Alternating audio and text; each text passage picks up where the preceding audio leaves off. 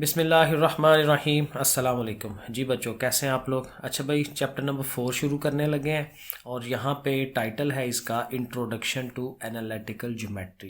Geometry के मुतालिक जो चीज़ें हैं उसको हमने स्टडी करना है, पढ़ना है। इसमें देखें, जो सबसे पहली जो इंपॉर्टेंट चीज़ आती है ना, ये हमारा एक्स एक्सिस और वाई एक्सिस। ये हमने पहले कई दफ़ा पढ़ा हुआ है, 9-10 में भी पढ़ा था इसको। और इसमें क्या था कि हमें पता है कि एक हम हॉरिजेंटल लाइन लगाते थे, एक वर्टिकल लाइन लगाते थे। हॉरिजेंटल को हम एक्स एक्सिस कहते हैं, ये वर्टिकल हमारी जो है वो वाई एक्सिस है। और दोनों को मिलने से यहाँ ओरिजिन बन रहा है। 4 इसमें क्वाड्रेंट बनते हैं, first, second, third and fourth. Urdu में हमने इनको रुबा पढ़ा हुआ है, ठीक है, बहरहाल जैसे भी है। और ये इधर को पॉजिटिव है, ये पॉजिटिव है, इधर को ये नेगेटिव है, ये नेगेटिव है। इसकी पहचान जो है बड़ी ज़रूरी है, ये हमें दोबारा से रिवाइज कर लेना है इसको। अच्छा, इसको हम कहते हैं 2 डायमेंशनल, क्योंकि जाहिर है कि इसमें एक्स एक्सिस और वाई एक्सिस ये 2 ही चीज़ें हैं। इसमें जेड एक्सिस जो है वो नहीं लेके आ रहे होते, ठीक है। और वैसे भी 2 डायमेंशनल जो चीज़ है वो पेपर के ऊपर ही शो होती है। जो 3 डायमेंशनल चीज़ है वो पेज के ऊपर शो कराना, इस पेज वाली प्लेन के ऊपर शो कराना, वो इम्पॉसिबल सा हो रहा होता है। और वैसे भी ये जो 3 डायमेंशनल है वो जैसे हमारी रूटीन के अंदर हमारे इर्द गिर्द जो जगह हैं उनको हम कहते हैं। जैसे हमारा कमरा है, कमरा जो है बड़ा अच्छा एक 3 डायमेंशनल आपको चीज़ नज़र आ रही होती है कि उसमें एक लंबाई है, एक चौड़ाई है और एक उसकी ऊंचाई है। तो ऊंचाई जो है वो उसकी 3rd डायमेंशन बनती है। तो लंबाई चौड़ाई को आप ऐसे तो शो करा लेंगे, लेकिन यहाँ ऊंचाई को कैसे शो कराएंगे? तो बहरहाल वो 3 डायमेंशनल चीज़ें हैं। इसको हम कहते हैं कि ये 2 डायमेंशनल है। इसको हम कार्टेशियन कोऑर्डिनेट सिस्टम भी कहते हैं, कार्टेशियन भी कहते हैं, ये इसका नाम है। और जब हम किसी पॉइंट को इसमें शो कराते हैं ना, एक्स एक्सिस वाई एक्सिस के अंदर, तो आपको पता है कि पहले एक्स होता है, फिर आगे वाई होता है। ये एक पॉइंट है, ठीक है। तो एक्स वाले जो पॉइंट है उसको हम एब्सिसा भी कहते हैं। ये हमें एमसीक्यूज के लिए इस तरह की चीज़ याद होनी चाहिए। तो जो वाई वाला पार्ट है उसको हमने क्या कहना है? ऑर्डिनेट। एक्स वाला पार्ट एब्सिसा, वाई वाला पार्ट जो है ऑर्डिनेट, सेकंड वाला पॉइंट। तो बहरहाल इस तरह से है। उसके बाद एक बड़ा इंपॉर्टेंट फार्मूला जो हमने अगेन पहले पढ़ा हुआ है, जिसको हम कहते हैं डिस्टेंस फार्मूला। ये हमारी जो ये वाली एक्सरसाइज है 4.1, उसके अंदर सारा डिस्टेंस फार्मूला ही है हर सवाल के अंदर। तो ज़ाहिर आसान हो जाता है अगर हमें ज़ाहिर फार्मूला आता हो। तो फार्मूला क्या है? x2 minus x1 whole square and y2 minus y1 whole square. अगर 2 पॉइंट्स होंगे ना, एक यहाँ पे पॉइंट है और एक यहाँ पे पॉइंट है, तो दोनों के x कोऑर्डिनेट्स को हम माइनस कराएंगे, फिर उसका स्क्वायर लेंगे। y वालों को माइनस कराएंगे, उसका स्क्वायर लेंगे, फिर प्लस करेंगे और अंडर रूट ले लेंगे। तो इस तरह से ये डिस्टेंस निकाला जा सकता है एक पॉइंट से लेके दूसरे तक। फिर एक ये भी अच्छा एक फार्मूला है कि जब आपके पास एक लाइन होती है, जैसे P1 पॉइंट से लेके P2 तो पॉइंट तक एक लाइन है, तो इस लाइन के अंदर ना एक कोई पॉइंट ले लिया जाए, एक P पॉइंट ले लिया जाए जिसको XY कोऑर्डिनेट है उसके। तो वो क्या करेगा? आप देखें ना, ये पूरी एक लाइन थी P1 से P2, तो इस लाइन के अंदर एक आ गया P पॉइंट। तो ये P पॉइंट इस लाइन को 2 हिस्सों में डिवाइड करा देता है और दोनों हिस्सों की कुछ लेंथ होगी। इसको आप K1 कह लें, इसको K2 कह लें, और इसकी रेशो लेते हैं कि जी 2:1 की रेशो है, 1:3 की रेशो है, इस तरह से करके वो आती है। तो अगर ये मौजूद हो तो फिर आप इस P पॉइंट के जो उसके ऑर्डिनेट्स हैं उनको आप फाइंड कर सकते हैं। मसलन ये x कैसे फाइंड होगा कि आपने इधर से K1 लेना है और K1 को मल्टीप्लाई करवाना है इधर से x2 के साथ। K2 जो है उसको इस साइड पे लेके आना है, क्रॉस लेके आना होता है। इधर से इधर जाते हैं, इधर से इधर जाते हैं। ये इसको ज़ाहिर हल करने का तरीका है। तो K2 के साथ कौन मल्टीप्लाई होगा? x1। K1 के साथ x2, वो देखें, ये देखें मैंने लिखा। और नीचे क्या होता है? यही दोनों जो रेशियोज़ हैं उसकी, कि इसकी लेंथ कितनी है, इसकी लेंथ कितनी है, दोनों को नीचे ऐड कर लेते हैं। इसी तरह जब y के लिए करेंगे तो फिर हमने क्या करना है? दोबारा यही जो रेशियो है, यही जो लेंथ है, K1 को अब मल्टीप्लाई करना है y से, y वाले पार्ट से, y2 से, और K2 ने मल्टीप्लाई होना है y1 से। तो वो दोनों यहाँ पे आ जाएंगे, उनके नीचे भी K1 प्लस K2 लिखेंगे। तो ये हमारा ये फार्मूला बन जाता है अगर हमें ये दरमियान वाले पॉइंट का हमें ऑर्डिनेट्स उसके निकालने हो कि x क्या बनता है उसका और y क्या बनता है, वो इस तरह से बनेगा। ये फार्मूला भी ज़ाहिर हमें याद होना चाहिए। अब आ जाए एक्सरसाइज पे। 4.1 एक्सरसाइज है। शुरू के वाले सवाल बिल्कुल ईजी से हैं, थोड़े कंसेप्चुअल हैं, तो ज़रा समझ लें इनको। पहला जो सवाल है कहता है describe the location of P point for which, जिसके लिए क्या है। अब P पॉइंट फाइंड करना है कि कहाँ आता है, और कहाँ आने का मतलब कि वही एक्स एक्सिस और वाई एक्सिस के हिसाब से हमने चेक करना है। तो पहली कंडीशन ये है कि x is greater than 0, x को पॉजिटिव होना चाहिए, 0 से बड़े का मतलब पॉजिटिव होता है। तो x पॉजिटिव कहाँ पे होगा, ये जब हम बनाते हैं x एक्सिस और y एक्सिस, तो ये वाली लाइन है ना x एक्सिस की, और x कहाँ है, ओरिजिन से इस तरफ पॉजिटिव होता है, उस तरफ नेगेटिव होता है। तो फिर ये जो साइड है ऊपर भी और नीचे भी, ये जो लंबाई है उसके इस तरफ ये x हमारा जो है वो पॉजिटिव होगा, तो ऊपर भी नीचे भी। तो इसको फिर हम ऐसे लिखते हैं right half of the plane, ये पूरी प्लेन है उसका राइट हाफ, ठीक है, सीधी तरफ राइट साइड पे जो आधी प्लेन बनती है ये वाली, ये सारी प्लेन जो है वो क्या होगी हमारी, इसको शो कराएगी कि वहाँ पे क्या है, x इज़ ग्रेटर देन 0, ये साइड पे x ग्रेटर देन 0 है, 0 से बड़ा है, पॉजिटिव है। अगर नेगेटिव कहता तो हम इस साइड पे, उसकी लेफ्ट साइड पे आ जाते हैं प्लेन के, ठीक है ना, ऐसे करके लिख सकते हैं। सेकंड जो पार्ट कहता है कि x is greater than 0 and y is greater than 0, दोनों 0 से बड़े हैं। तो 0 से बड़े मतलब कि पॉजिटिव हैं, तो दोनों पॉजिटिव कहाँ पे होते हैं, इधर से हमारा x पॉजिटिव है, इधर से हमारा y पॉजिटिव है। तो ये जो फर्स्ट क्वाड्रेंट है उसके अंदर देखें x भी पॉजिटिव है, y भी पॉजिटिव है। तो फिर हम ये लिखेंगे कि फर्स्ट क्वाड्रेंट के अंदर ये कंडीशन जो है ये पूरी होती है, तो हमने फर्स्ट क्वाड्रेंट लिख देना है। थर्ड वाले पे आए, अब कहता है x is equal to 0, x 0 हो। अब x कहाँ 0 होता है, ये कहीं किसी टाइम पढ़ाया होगा आपको कि जो y एक्सिस होता है ना उसके ऊपर x की तमाम वैल्यूज 0 होती हैं। मतलब फॉर एग्जांपल यहाँ पे है ना, तो यहाँ पे इसका जो ऐसे बनेगा होगा 0 और मे बी y की वैल्यू 1 2 फॉर एग्जांपल 0 2, इसको ऐसे लिखते हैं। तो ये जो y एक्सिस है इस सारे के ऊपर x 0 होता है, या ये कह लें दूसरे अल्फाज में कि ये जो x एक्सिस है इस पर फिर कौन 0 होगा, y 0 होगा। तो ऐसे करके हमें याद रखना है। तो जब x 0 है तो वो y एक्सिस के ऊपर सारी लाइन आ जाती है, और उसी के उल्ट जो मैंने अभी बताया कि अगर y 0 है तो उसके लिए फिर सारा x एक्सिस हो जाएगा, पूरे x एक्सिस के ऊपर y 0 होता है, ठीक है, ये बन जाता है। अब पांचवा क्या कहता है कि x इज़ लेस देन 0, 0 से छोटा, यानी कि x को नेगेटिव होना चाहिए। अगेन हर दफ़ा बना लिया करें। अब नेगेटिव x कहाँ पे है, इस साइड पे है ना, ये साइड पे आ जाएंगे। और दूसरी कंडीशन ये है कि y should be greater than और इक्वल टू 0, y 0 हो जाए या 0 से बड़ा हो। y बड़ा किधर है, ये है ना y पॉजिटिव ऊपर की तरफ, x नेगेटिव हमारा ये है, तो इस x एक्सिस के ऊपर y भी 0 है। तो ये वाली पूरी लाइन और ऊपर साला ये जो हमारा सेकंड क्वाड्रेंट है, और साथ ही ये वाली जो x की लाइन है नेगेटिव x एक्सिस, वो भी साथ शामिल होगी, क्योंकि उसमें y वो जो है y 0 भी है। ये कहते हैं ना, दो वैल्यूज़ बता रहा होता है, y 0 से बड़ा भी है और 0 के बराबर भी है। तो बराबर तभी होगा जब वो x एक्सिस के ऊपर होगा। तो हमने कहना है कि ये ऊपर ऊपर यानी सेकंड क्वाड्रेंट के अंदर भी है और इस लाइन के ऊपर भी है, नेगेटिव x एक्सिस के ऊपर। तो ये दो बातें हमने कह देनी है। फिर जो छेवां वाला है कहते हैं x और y बराबर होने चाहिए। अब बराबर कहाँ पे होंगे, ये देखें मैंने बनाया है। देखें फॉर एग्जांपल इधर से x हो ना 1, तो उधर से y भी 1 होगा, तो दोनों को मिलाए ना तो ऐसे करके एक पॉइंट मिलता है। अगर x 2 हो तो y भी 2 होगा, उन दोनों को भी मिलाएं तो देखें ऐसे पॉइंट मिलता है। तो मतलब ये कि ऐसे करके एक लाइन जा रही होगी, तो डेफिनेटली इस तरफ को भी तो बनेगी। अगर x माइनस का है, सॉरी x माइनस यहाँ पे है, तो x माइनस का है तो y भी माइनस का होगा, तो ऐसे करके ये पॉइंट। तो मतलब ये कि ये ऐसी एक तिरछी लाइन बनती है जो ओरिजिन में से कट करती हुई और इधर को भी और इधर को भी फर्स्ट क्वाड्रेंट में से गुजर रही है और इधर से थर्ड क्वाड्रेंट में से गुजर रही है। तो हम लिखेंगे line bisecting first and third quadrant. Bisect होता है आधा आधा कर देना, आधा उधर आधा इधर, क्योंकि ये देखें बिल्कुल दरमियान से जा रही है 45 डिग्री एंगल पे, तो ये बाइसेक्ट करती हुई जा रही है ना। बाइसेक्ट का मतलब क्या होता है, किसी चीज़ को आधा कर देना। तो ये पूरे क्वाड्रेंट को आधा उधर आधा इधर, ठीक है। तो इसको हम ये फिर यही लिखते हैं line bisecting first and the third quadrant. 7 वाला पार्ट है कि x भी एब्सोल्यूट है, y भी एब्सोल्यूट है।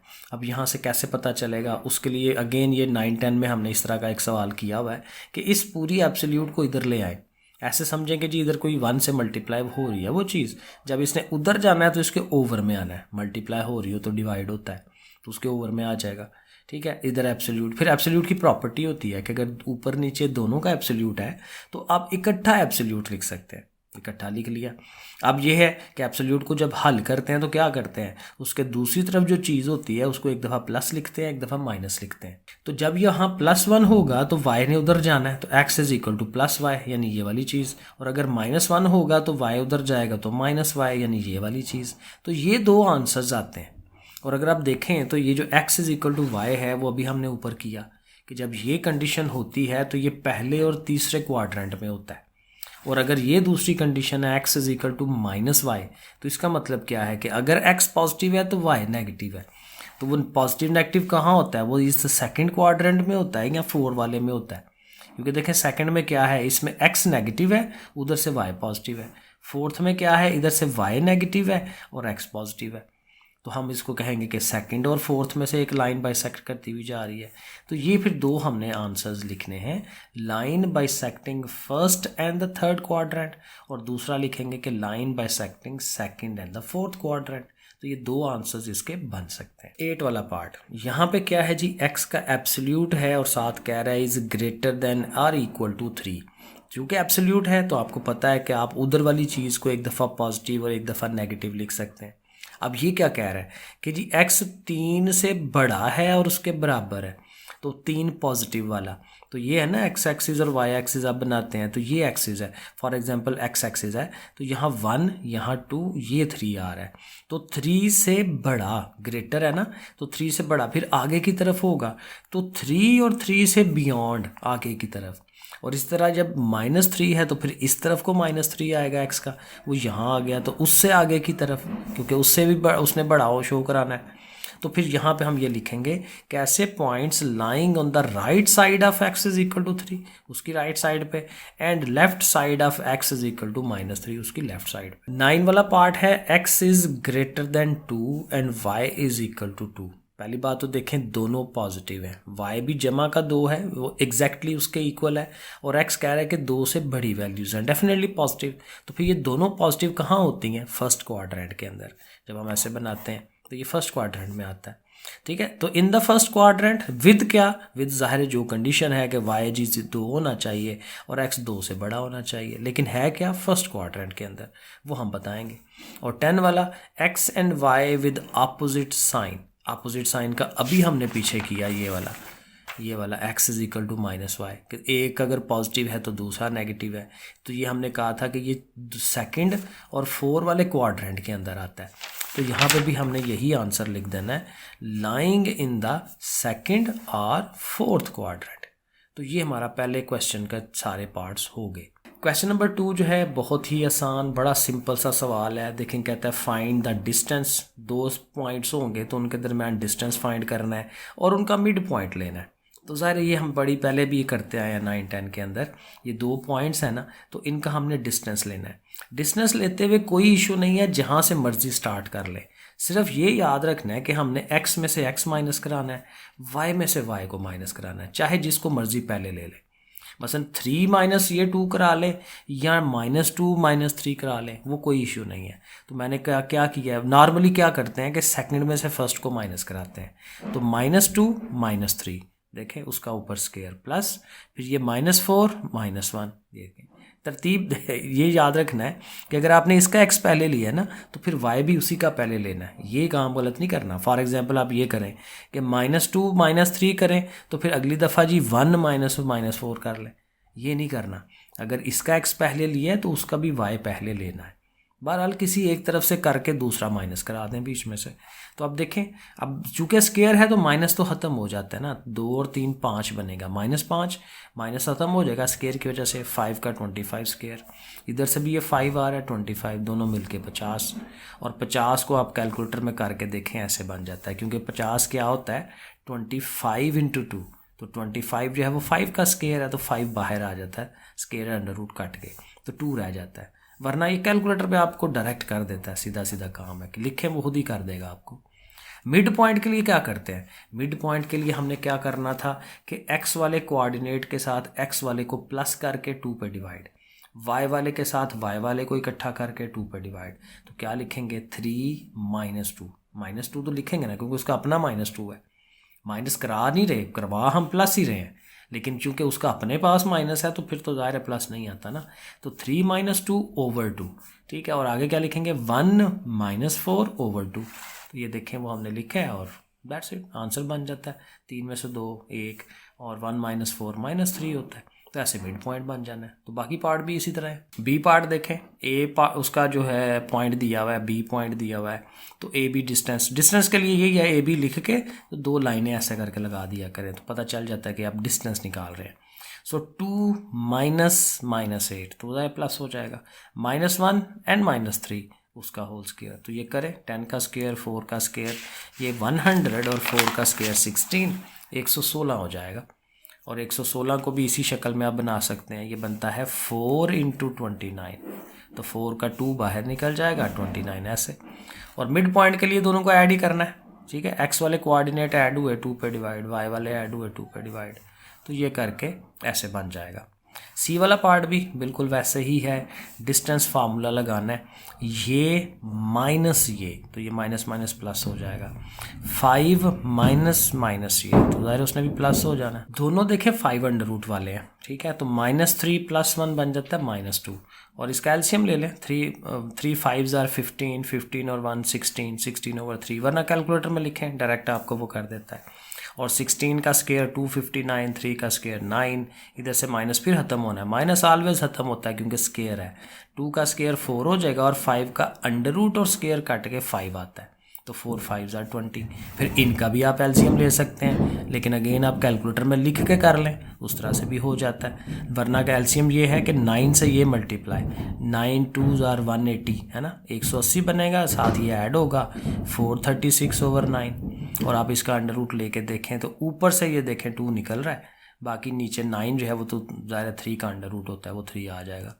तो ऐसे करके ये शेप बन जाती है। कैलकुलेटर ऑलवेज़ आपके पास ना थोड़ा बेहतर होना चाहिए, क्योंकि कोई भी सिचुएशन आए सवाल की तो आप उसको कर सकें। मिड पॉइंट है, मिड पॉइंट के लिए आपको पता है दोनों एक्स वाली चीज़ों को इकट्ठा करें 2 पे डिवाइड, वाई वाली को इकट्ठा करें 2 पे डिवाइड। अब ये दोनों नेगेटिव है ना, तो -1 ये और -3 ये मिलके -4 हो जाएगा। 2 से डिवाइड कर दें, 2 आ गया। ये पीछे काम हो रहा है, फिर अब वीडियो भी बनानी है आपकी, तो ये चले थोड़ा सा कर लें बर्दाश्त। सो 3 5s are 15, 15 में से 1 14, ठीक है। ऐसे करके इसको हल कर लेंगे, तो ये हमारा मिड पॉइंट बन जाता है। तो क्वेश्चन नंबर 3 देखते हैं, which of the following points are at a distance of 15 unit from the origin. कहता है कि ये नीचे पॉइंट दिए हुए हैं और हमने ये देखना है, चेक करना है कि ये जो पॉइंट है ओरिजिन से कितने फासले पर है। और वो खुद ही कह रहा है कि आप ये चेक करें कि क्या वो 15 यूनिट के फासले पर है। सो बेसिकली क्या है, फासला ही नापना है, ठीक है, डिस्टेंस ही फाइंड आउट करना है, लेकिन इस पॉइंट का फ्रॉम द ओरिजिन। अब ये दूसरा पॉइंट ओरिजिन है, तो फिर ओरिजिन में से ये जाहिर है हम इसको दोनों को करेंगे सॉल्व। अब ये 2 पॉइंट है हमारे पास, तो जैसे 2 पॉइंट्स का हम फार्मूला लगाते हैं 176 √ -0, या इधर से उधर ले आए, एक ही बात है। सो 0 - this 1 एंड 0 - this 1। तो ये देखें उस तरह से ही ऊपर उनके स्केयर्स हैं, प्लस है, स्केयर रूट है, वैसे ही करेंगे। अब 0 और ये 0 का तो कोई इम्पैक्ट नहीं है, तो और ऊपर स्केयर जो है, स्केयर अंडर रूट काट के 176 आ जाएगा और 7 का स्केयर 49। माइनसेस आपको पता है स्केयर जो है उसको ख़त्म करा देता है। ओके, दोनों को प्लस करेंगे 225 और 225 का अंडर रूट 15। तो फिर पता चल गया कि ये जो हमारा पॉइंट है वो 15 यूनिट के फासले के ऊपर ही है, ठीक है। तो ये हमारा उस तरह से प्रूव हो गया कि वो जो पूछ रहा था वो हमने उसको बता दिया कि हाँ वाकई इसका जो डिस्टेंस है वो देखें 15 यूनिट के फासले पर ही आ रहा है। सेकंड पॉइंट देखते हैं, यहाँ पे है 10 एंड -10 और जाहिर है इसका भी ओरिजिन से ही लेना है। तो अगेन 0 - 10 एंड 0 - 10, तो जाहिर है उसी तरह से ही आएगा। तो ये अगेन इन्हीं 10 10 का जो स्केयर्स हैं वो लिए जाएंगे, वो 100 हो जाएगा। 100 और 100 मिलकर 200 और उसका अंडर रूट लेंगे तो 10 √2। अब ये आंसर आ रहा है, तो डेफिनेटली ये 15 यूनिट तो नहीं आ रहा ना, ये कुछ और आंसर आ रहा है। तो हम लिख देंगे कि not at a distance of 15 unit. इसी तरह से अगला है सी वाला 1 और 15, इसके साथ भी ओरिजिन है, तो उसी तरह से हम फार्मूला लिखेंगे। इन्हीं 1 और 15 का स्केयर होना है 225 और 1 226। अब अगेन इसका अंडर रूट जो है 15 तो नहीं आता, पॉइंट्स में आता है, कोई और नंबर आता है, 15 पॉइंट समथिंग आएगा। तो ये भी जाहिर है कि वो 15 यूनिट पे नहीं है, तो यहाँ पे भी एग्जैक्ट वही लाइन लिख देंगे जो हमने ऊपर लिखी है। इसी का देखें डी वाला पार्ट जो है इसमें भी चेक कर लेते हैं। 15/2, 15/2 का हमें स्क्वायर लेना है 225, और उनको जाहिर है कि फिर ओवर में 4 है तो ये ऊपर वाले दोनों ऐड हो जाएंगे, नीचे 4 है तो इसका अंडर रूट लें तो 225/2 अंडर रूट बनता है। तो फिर डेफिनेटली ये फिर दोबारा से वो नहीं बन रही चीज़, तो यहाँ पे भी हम यही लिख देंगे नॉट एट अ डिस्टेंस। तो ये जो पहला हमारा क्वेश्चन था ना पार्ट 1 उसका, उसी में सिर्फ वो 15 यूनिट पे आया है, बाकी किसी में भी वो 15 यूनिट पे नहीं आया। सो सिंपल हर सवाल में हमें सिर्फ डिस्टेंस ही फाइंड करना है from the origin. Question number 4 पे आ जाते हैं। शो दैट, क्या शो करना है, नंबर 1 के पॉइंट्स दिस एंड दिस, ये 3 पॉइंट्स हैं A B C, are the vertices of a right triangle. एक ट्राइंगल के ये कोने हैं, वर्टिसेस का मतलब कोने होता है। एक ट्राइंगल ऐसे करके जब आप बनाते हैं तो 3 कोने बनते हैं ना, तो कहते हैं ये उस ट्राइंगल के कोने हैं, लेकिन कौन सी ट्राइंगल, जो राइट ट्राइंगल है 90 डिग्री का। अब यह जाहिर है अगेन देखें, जब ऐसे ट्राइंगल बनती है और तीनों पॉइंट्स हमें अगर पता हों तो उनका डिस्टेंस हम फाइंड कर सकते हैं। तो तीनों साइडों का डिस्टेंस हम निकाल लेंगे, और जब डिस्टेंस आ जाएगा, और ये अगर राइट ट्राइंगल है तो राइट में क्या होता है, पाइथागोरस थ्योरम लगता होता है ना, ये हाइपोटेन्यूज का स्क्वायर बराबर होता है बेस का स्क्वायर प्लस परपेंडिकुलर का स्क्वायर। तो वो फार्मूला हम लगा के चेक कर लेंगे कि क्या वाकई ही वो ऐसा हो रहा है। अगर वो इक्वल आ जाएंगे तो बराबर हो जाएगा। तो देखें डिस्टेंस पे चल पड़ेंगे। तो पहले ए से बी का डिस्टेंस, अच्छा डिस्टेंस फाइंड करते हुए बी ए कर लें या ए बी कर लें, वो बात एक ही है, क्योंकि डिस्टेंस है ना, फासला। आप देखें यहाँ से आप नाप के यहाँ पहुँचें या इधर से नाप के उधर पहुँचें तो बात तो एक ही है। तो इसलिए डिस्टेंस हमेशा, उसमें फ़र्क कोई नहीं पड़ता। तो ए बी हम कर रहे हैं इन दोनों का। सो 3 अंडर रूट -0, ये देखें -1 -2 वो लिख देंगे। अब 3 अंडर रूट है, अंडर रूट स्क्वायर के साथ कट जाएगा, 3 रह गया। यहाँ पे आएगा -3 का स्क्वायर लेंगे तो प्लस का 9, तो 9 और 3 ऐड होके 12 अंडर रूट। तो ये हमारा ए बी डिस्टेंस आ गया। अब हम क्या करेंगे, बी सी, फिर ए और सी, ठीक है, ये 3 डिस्टेंस फाइंड हो जाएंगे। तो तीनों पॉइंट मैंने फिर दोबारा लिख लिए हैं, क्योंकि ज़रा सामने होंगे तो डिस्टेंस फाइंड करना आसान होता है। तो अब बी सी पे हमने जाना है, बी और सी का। तो फिर वही 0 -3 एंड -2 और -1, तो ज़ाहिर +1 हो जाना है। इसी तरह से इनका स्क्वायर लेने हैं, तो ये देखें 2 आ रहा है। इसी तरह हमने ए सी फाइंड करना है, वो भी वैल्यूज़ आप उसी तरह से लें और इसका आंसर 4 आ जाता है। अब राइट ट्राइंगल के लिए क्या है कि ए सी का स्क्वायर शुड बी इक्वल। अब देखें यहाँ मज़े की बात ये है कि हमें कैसे पता चलना है कौन सा हाइपोटेन्यूज है कौन सा बेस है। तो हाइपोटेन्यूज के लिए बड़ी सिंपल सी बात है कि जो तीनों आपने वो जो उनकी लेंथ निकाली हैं, फाइंड की हैं, तो वो उनमें से कौन सबसे ज़्यादा है। ये देखें 4 आया है, ये 2 आया आंसर, और पिछला हमारा आंसर 12 का अंडर रूट था। सो बेसिकली ये सबसे बड़ी वैल्यू है 4। तो फिर यही हमारी हाइपोटेन्यूज होनी चाहिए ए सी। तो आपने क्या करना है, ए सी को अलहदा रखना है और बाकी दोनों को एक तरफ करना है। जैसे पाइथागोरस थ्योरम हम लगाते हैं, हाइपोटेन्यूज का स्क्वायर एक तरफ और बाकी दोनों एक तरफ। तो अब इनकी वैल्यूज लिखें, 4 का स्क्वायर इधर, 2 का स्क्वायर इधर, ये तो 4 का स्क्वायर 16 हो गया, 2 का स्क्वायर 4, और यहाँ से अंडर रूट स्क्वायर कटेगा, 12 रह जाएगा। 12 और 4 16, देखें दोनों साइडें बराबर आ रही हैं। तो फिर डेफिनेटली प्रूव हो गया कि ये जो तीनों पॉइंट्स थे वो वर्टिसेस हैं किसके, एक राइट ट्राइंगल के। तो पाइथागोरस से हमें वो प्रूफ मिल जाता है। सेकंड पार्ट पे आते हैं, देखते हैं कि इसमें यहाँ पे क्या पूछ रहा है। The points A B and C are the vertices of an isosceles triangle. अब प्रूफ क्या करना है कि ये जो वर्टिसेस हैं एसोसेलेस के हैं। अब अगेन वही बात है, पता होगा तो फिर हम बड़े आराम से कर लेंगे। एसोसेलेस कौन सी ट्राइंगल थी, जिसकी 2 साइडें बराबर होती हैं, ठीक है। तो अगेन हमें डिस्टेंस ही लेना है, तीनों डिस्टेंस देख के तो खुद ही पता चल जाएगा। अगर 2 बराबर आ गए तो ठीक है, नहीं तो ना सही, ठीक है। So for isosceles triangle 2 side should be equal. तो आज ये साइडें नापने के लिए, ठीक है। उसी तरह से ए और बी, -2 -3 एंड -3 -1, ये तो बड़ा पुराना हमारा फार्मूला है ना, डिस्टेंस फार्मूला, और एक दफ़ा आप करेंगे तो वो याद हो जाता है क्या कैसे करना है। तो ए बी का डिस्टेंस 41, बी सी का उसी तरह से करके ये बन रहा है, ये भी 41, और सी ए जो है जब हमने किया है तो वो 2 अंडर रूट आया है। तो डेफिनेटली ए बी और बी सी जो हैं ये दोनों बराबर आ रहे हैं। तो फिर 2 साइडें आ गई ना equal, since A B is equal to B C. So नीचे लिख दें कि these are the sides of an isosceles triangle. तीसरा पार्ट देखते हैं, the points A B C and D. अब 4 पॉइंट्स आ गए हैं, कोई बात नहीं। Are the vertices of a parallelogram. Parallelogram proof करनी है। अब पैरेललोग्राम चूँकि उसमें 4 साइडें होती हैं ना, ऐसे टेढ़ी करके थोड़ी सी बनी होती है फिगर, तो पैरेललोग्राम का प्रूफ करना बड़ा सिंपल है कि आप ये प्रूफ करते हैं कि ये वाली साइड जो है वो इसके इक्वल है और इधर वाली साइड जो है वो इधर वाली साइड के इक्वल है। तो आमने सामने वाली साइडें इक्वल हो जाए ना तो फिर हम कह देते हैं कि ये पैरेललोग्राम बन जाती है। ठीक है, अब देखें ज़रा, तो अगेन वही बात है कि चारों साइडें ही हमने फाइंड करनी है। उसी तरह से पहले ए और बी का डिस्टेंस वो 50 बन गया, बी सी का डिस्टेंस। अब देखें मैंने शुरू में कहा था हर सवाल में डिस्टेंस का फार्मूला ही लग रहा है, तो अगर एक दफ़ा आपको डिस्टेंस फाइंड करना आ जाता है तो ये पूरी एक्सरसाइज ही उसी के ऊपर बेस कर रही है। सो बी सी का डिस्टेंस 50 आ गया, सी डी भी देखें 50 आ रहा है, ए डी जो है वो भी 50 आ रहा है। ये चारों साइडें एक दूसरे के इक्वल आ रही हैं। और देखें यहाँ उसने ये भी पूछा हुआ था कि इज़ दिस पैरेललोग्राम जो है क्या है कि वो स्क्वायर भी है कि नहीं, तो डेफिनेटली देखें यहाँ से तो एक कंडीशन तो ये सेटिस्फाई हो रही है। स्क्वायर की क्या डेफिनेशन थी कि जिसकी चारों साइडें एक दूसरे के बराबर आती हैं। सो यहाँ देखें ये चारों साइडें एक दूसरे के बराबर आ रही हैं, ठीक है, तो हम इसको भी प्रूफ कर सकते हैं। लेकिन यहाँ एक एक्स्ट्रा भी कंडीशन हम उसको बताएंगे, क्योंकि अभी तक हमने आज तक यही पढ़ा हुआ है कि जी चारों साइडें इक्वल आ जाएँ तो वो स्क्वायर हो जाता है। लेकिन स्क्वायर के लिए एक और कंडीशन भी है, वो भी हम यहाँ साबित करेंगे। लेकिन पहले ज़रा पैरेललोग्राम प्रूफ कर लें। तो हम कह देंगे अपोजिट, अब दिखा ऐसे बना लेंगे ना, ए बी सी डी, तो ए बी को किसके बराबर होना चाहिए, ये सी डी या डी सी जो है, तो हम लिखेंगे A B is equal to C D, आया है इक्वल आया पीछे हमने देखा है, और बी सी जो है वो ए डी के बराबर है, ये ए डी और ये बी सी ये भी बराबर आ गए हैं। So A B C D forms a parallelogram. आधा पार्ट तो हो गया कि पैरेललोग्राम हो रहा है। अब स्क्वायर के लिए एक और कंडीशन है, वो कंडीशन ये है कि यहाँ से लेके यहाँ तक ये वाला डिस्टेंस, क्या इसको कहते हैं, डायगनल।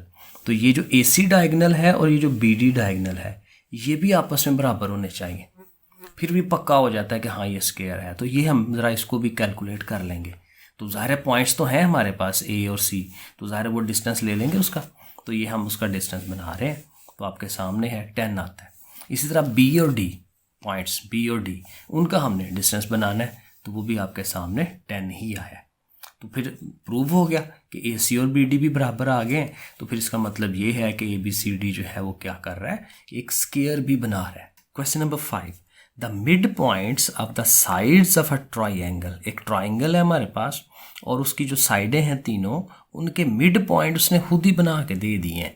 एक का ये है, दूसरे का ये है, तीसरे का ये है, तीनों मिड पॉइंट हमें पता है। अब देखें ऐसे करके ट्राइंगल बनती है ना, तो ये जो मिड पॉइंट बना है ना, ई एफ और जी, इनकी वैल्यूज़ उसने सवाल में दी हुई हैं। तो कहता है find the coordinates of the vertices of the triangle. तो जो एक्चुअल उसके कोने थे ना, वो कहता है वो फाइंड करें। तो हम ये एक बना लेंगे ट्राइंगल। तो ये जो ए बी सी जिसको हमने कैलकुलेट करना है, फाइंड करना है, उनकी वैल्यूज़ हम लिख लेंगे। ए जो है x1 y1, बी को x2 y2, सी को x3 y3, और उनके दरमियान ये जो हमारे मिड पॉइंट्स जो उसने सवाल के अंदर ही बताए हुए हैं वो भी वहाँ पे शो करा दें। अब देखें मिड पॉइंट को फाइंड करने का क्या फार्मूला होता है कि अगर हमने मिड पॉइंट का ये एक्स कोऑर्डिनेट फाइंड करना है तो ये वाला और ये वाला एक्स दोनों को प्लस करके 2 पे डिवाइड। अगर हमने ये y फाइंड करना है तो y1 प्लस y2/2। तो यही चीज़ हम हर तीनों में लगाएंगे और इक्वेशनें बनेंगी, और उन इक्वेशनों को हल करके ये x1 x2 x3 y1 y2 y3 ये हम फाइंड करेंगे। अब ये सवाल थोड़ा सा लेंथी होना है क्योंकि इसमें 5 6 वैल्यूज़ फाइंड करनी है हमने, x1 x2 x3 ऐसे करके।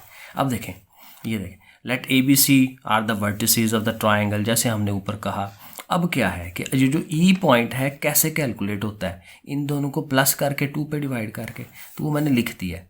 अब ये देखें ना, ई का जो पॉइंट है वो लिखा और ए और बी देखें उनके प्लस करके, प्लस ऐसे ही करते हैं ना कि इसका एक्स कोऑर्डिनेट इसके एक्स वाले में ऐड होगा और 2 पे डिवाइड, ऐसे मिड पॉइंट निकलता है x1 plus x2/2, y1 plus y2/2। ये देखें मैंने लिख दिया।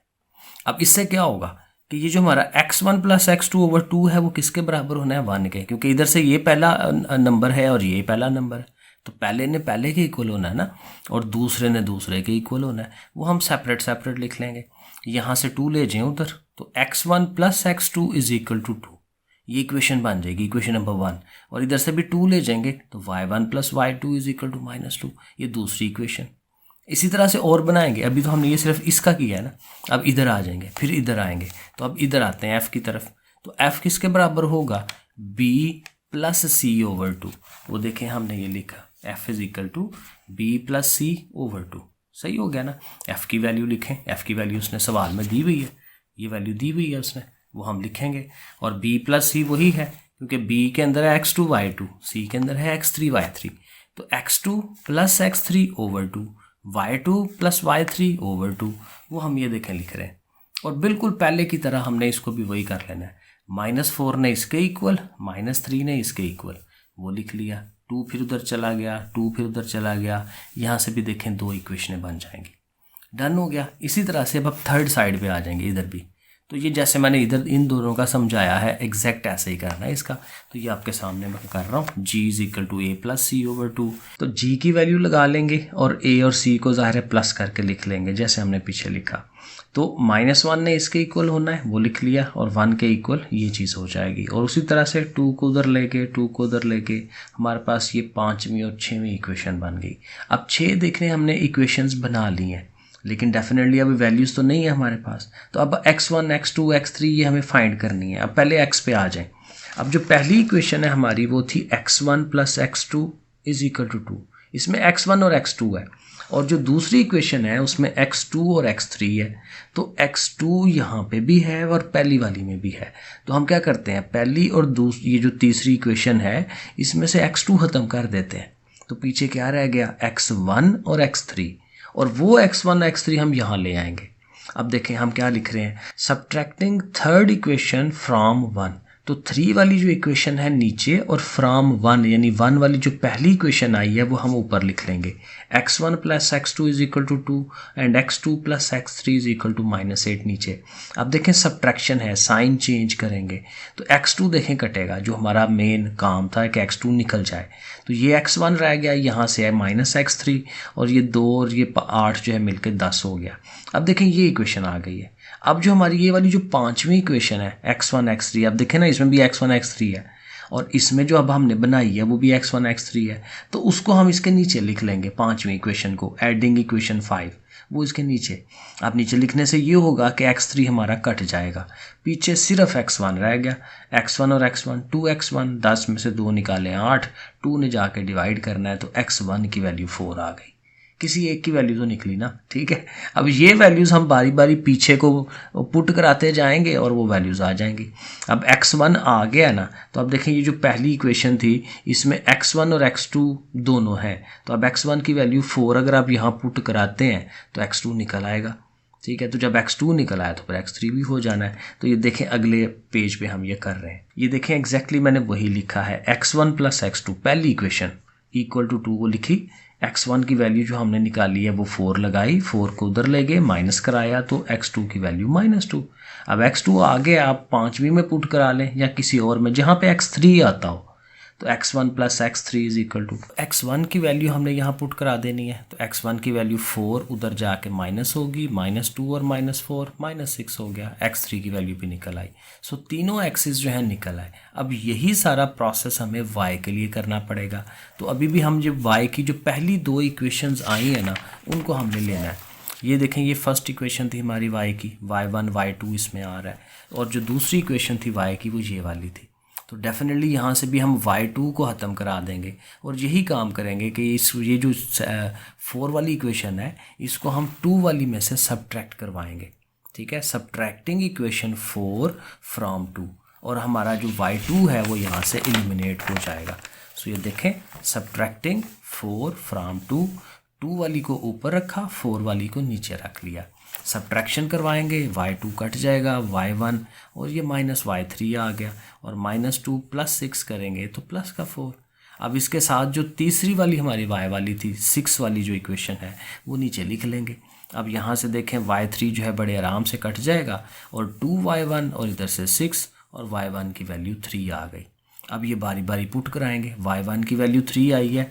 अब आपने क्या करना है, इक्वेशन 1 सॉरी ये 1 नहीं है, ये 2 वाली है क्योंकि 1 तो x वाली थी ना। तो इक्वेशन नंबर 2 में हमने y1 की वैल्यू जो है वो लगा लेनी है। y1 की वैल्यू 3 है, वो यहाँ पे हम पुट कराएंगे। सो 3 यहाँ पे लिखेंगे, ये देखें आपके सामने 3 लिखा, और 3 ज़ाहिर उधर जाके माइनस हो जाना है, तो -2 -3 -5 तो y2 की वैल्यू -5 बन गई।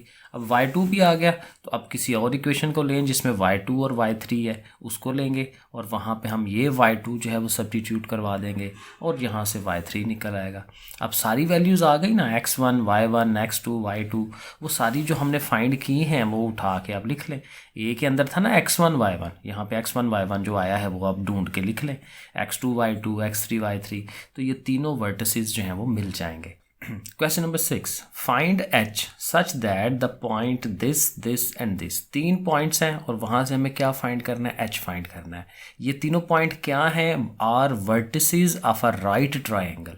राइट ट्राइंगल के वर्टिसेस हैं विद 90 डिग्री एट ए। जो ए वाला पॉइंट है वहाँ पे 90 डिग्री है, क्योंकि राइट एंगल है ना, तो राइट एंगल में 90 डिग्री का बड़ा ध्यान रखना होता है, क्योंकि आपको पता है 90 डिग्री के सामने हाइपोटेन्यूज होता है, ठीक है ना। ये हाइपोटेन्यूज है, ये परपेंडिकुलर है, ये बेस है, तो इसका ध्यान रखेंगे तो फिर सवाल सही होता है। इसीलिए उसने सवाल में खुद बताया है कि ए के ऊपर 90 डिग्री है, तो आपने जहाँ 90 डिग्री बनाना है ट्राइंगल में वहाँ ए लिखें, बी इधर लिख लें, बी और सी को आगे पीछे कर लें, वो कोई इशू नहीं है, वो आंसर सही आएगा, ठीक है ना। तो हमने सी यहाँ पे लिया है, बी यहाँ पे लिया है। अब सी वाले के अंदर एच है, ठीक है। अब वही बात है, चूंकि यहाँ पे पाइथागोरस थ्योरम हमने अप्लाई करना है, ठीक है, राइट एंगल ट्राइंगल है, तो उसके लिए फिर हमें तीनों साइडों की लंबाइयाँ जो है वो पता होनी चाहिए, लेंथ पता होनी चाहिए। तो हम फार्मूला फिर डिस्टेंस फार्मूला फिर लगाएंगे। तो पहले बी सी, सो बी और सी का डिस्टेंस लेना है, तो 0 माइनस एच, देखें वो लिख लिया, 2 माइनस -2 + 2 हो जाएगा, ठीक है। जिधर से मर्जी कर ले, उधर से इधर आए उधर से इधर जाएं, एक ही बात है।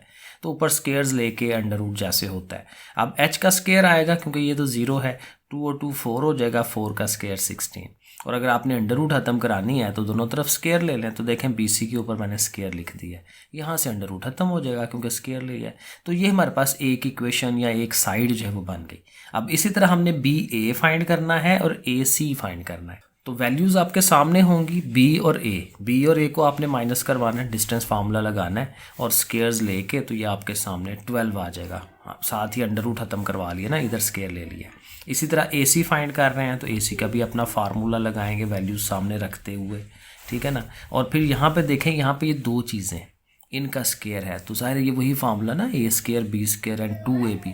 तो ए का स्केयर बी का square plus 2 into first into second, और 2 में से 1 निकालें तो 1 और 1 का स्केयर 1 होता है, ठीक है। साथ फिर हमने दोनों तरफ स्केयर भी ले लिया ताकि ये अंडर रूट खत्म हो जाए। तो ए सी के ऊपर स्केयर आ गया। अब तीनों साइडें आ गई हैं, ठीक है ना। तो हम ये साथ लिखेंगे as A B C is a right triangle, so फिर बी सी एक तरफ और ये बी ए और ए सी, वही बात है ना, हाइपोटेन्यूज का स्केयर एक तरफ, परपेंडिकुलर का स्केयर और बेस का स्केयर वो एक तरफ, पाइथागोरस थ्योरम वो हम अप्लाई करेंगे और दोनों साइडें बराबर रखेंगे क्योंकि उसने कहा है कि ये राइट ट्राइंगल है, तो हमने बराबर रख लिया उसे। तो इनकी वैल्यूज़, बी सी की वैल्यू ये वाली, बी ए की वैल्यू और ये ए सी की वैल्यू लिख दी। अब इसको थोड़ा हल करेंगे। यहाँ से देखें ये एच स्केयर और ये एच स्केयर बिल्कुल सेम है, इनको आप कटवा दें, कट सकते हैं दोनों तरफ इक्वल टू के। अगर रकम एक जैसी हो ख़त्म हो जाती है, क्योंकि लॉजिक क्या है कि ये अगर उठ के उधर जाएगा या वो उधर आएगा तो साइन चेंज करेगा ना। तो एच स्केयर अगर प्लस है उधर जाके माइनस का होगा, कट जाते हैं, ठीक है। और क्या कटता है, ये 16 इधर से आ गया, 12 और 3 15 और 1 ये 16 ये आ गया, और साथ ही ये वाली अमाउंट आ गई। अब 16 भी एक जैसा है, ये भी कट जाएगा, ख़त्म हो जाएगा, तो ये भी चला गया। तो ये सारी चीज़ इक्वल टू 0, क्योंकि सारा कट गया ना, तो 0 रह गया पीछे। और ये चीज़ जो है साथ इधर मल्टीप्लाई है, उधर जाके डिवाइड होगी तो फिर भी 0 ही होना है, क्योंकि 0 के साथ मल्टीप्लाई करें डिवाइड करें उसने 0 ही रहना है। तो h की वैल्यू 0 आ जाएगी। सो दैट्स इट, आंसर बन गया हमें। Question number 7, find h such that, अब यहाँ पे भी h ही फाइंड करना है, सच दैट कि a b और c ये तीनों पॉइंट्स क्या हैं, कोलिनियर है। अब कोलिनियर मतलब एक ही लाइन के ऊपर तीनों पॉइंट्स होंगे। अब एक ही लाइन पे हों तो ये याद रखें, फॉर एग्जांपल ये है एक पॉइंट, दूसरा ये है, तीसरा ये है, तो तीनों एक ही लाइन में से गुजर रहे हैं, तो ये कोलिनियर है। तो जब तीनों एक ही लाइन में से गुजरेंगे तो क्या ख्याल है, इनकी ट्राइंगल तो नहीं ना बन सकती। ट्राइंगल बनने के लिए एक ऊपर एक नीचे एक इधर ऐसे होंगे तो बनेंगे ना ट्राइंगल। तो ट्राइंगल होगी तो उसका एरिया निकलेगा। तो यहाँ हम ये लॉजिक यूज़ करेंगे कि अगर वो कोलिनियर है तो डेफिनेटली इनका जो एरिया है वो 0 होगा, क्योंकि ये किसी एरिया को घेर नहीं रहे हुए, किसी जगह को नहीं घेरा हुआ उन्होंने, क्योंकि ये बिल्कुल एक सीधी लाइन है। तो फिर हम कहेंगे कि इसका एरिया 0 होगा अगर कोलिनियर है तो। अब एरिया फाइंड करने का ना फार्मूला है एक, ये फार्मूला है, और ये ज़ाहिर है डेरिवेशन बड़ी लंबी चौड़ी है। अब ज़ाहिर है हमने यहाँ डेरिवेशंस तो करनी नहीं है, तो ये फार्मूला हमें याद करना है कि अगर हमें 3 पॉइंट दिए हुए हों तो उन तीनों पॉइंटों के अंदर जो एरिया है उसके लिए ये फार्मूला यूज़ करते हैं। एक कॉलम जो है ना तीसरा वो 1 1 रख लेते हैं, और यहाँ x1 y1 x2 y2 x3 y3 तीनों पॉइंट जो हैं वो यहाँ आते हैं। ठीक है, तो ये जो हमारा डिटर्मिनेंट है, ये जो हमारा एरिया का फार्मूला है, इसको 0 होना चाहिए।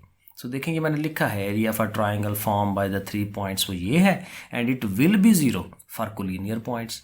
कोलिनियर के लिए इसको 0 होना चाहिए, तो देखें मैंने उसको लिख दिया कि ये इक्वल टू 0 होना चाहिए सवाल के हिसाब से। तो अब आप वैल्यूज़ लगा लें पॉइंटों, तीनों पॉइंटों को देखें यहाँ पुट करा दें, और डिटर्मिनेंट जैसे लेते हैं उसी तरह से इसको सॉल्व करवाएंगे जैसे करते थे ना। -1 लिखा तो ये रो और ये कॉलम छोड़ा तो ये चीज़, तो इसको कैसे करते हैं 2 1s are 2 माइनस फार्मूले का 3 1s are 3। फिर जब दरमियाना वाला लिखते हैं तो उसके साथ माइनस साइन खुद से लगाते हैं, और फिर ये और ये छोड़ेंगे तो 3 1s are 3 and 7 1s are 7, जो जाहिर है ये मैट्रिसेस का तरीका है। और फिर लास्ट वाला 1 एलिमेंट और ये जैसे करते हैं वो सारा, और इसको सॉल्व करवाएंगे। ये आपके सामने सॉल्व हो रहा है, माइनस माइनस प्लस हो गया, ये भी प्लस 4h और 5 1s are 5, और 5 में से 1 निकालें 4, उधर जाके प्लस का होगा, 4 पे डिवाइड होगा जैसे आम करते हैं, तो h की वैल्यू 1 आ जाएगी। Question number 8, the point A and B are ends of a diameter. ये 2 पॉइंट है, और ये 2 जो पॉइंट हैं वो किसी डायमीटर के आखिरी पॉइंट है। डायमीटर क्या होता है किसी सर्कल का?